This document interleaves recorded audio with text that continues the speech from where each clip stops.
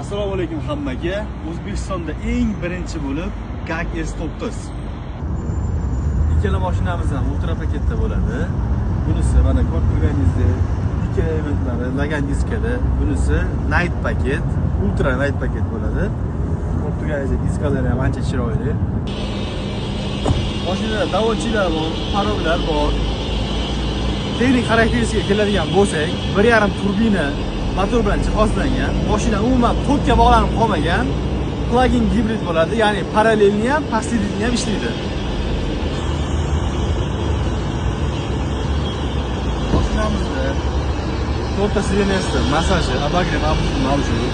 Rulida abagrev bor, head-up display bor. 3 qatorli bo'ladi. Orqa ko'rinishlarni ko'rishingiz mumkin.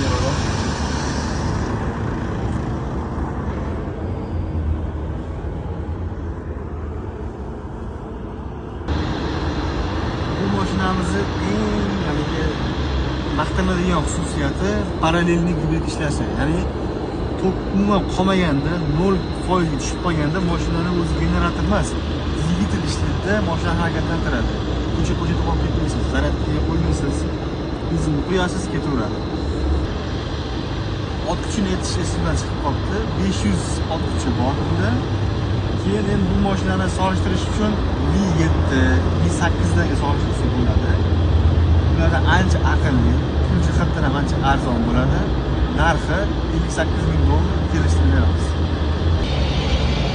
Orqa ko'rinishlari juda ham deriski ishlangan. Ko'rib turganingizdek, probka-molobkalarni qolib ketsangiz, orqadagi mashinalarni zeriktirmaslik uchun animatsiyalar ham mavjud.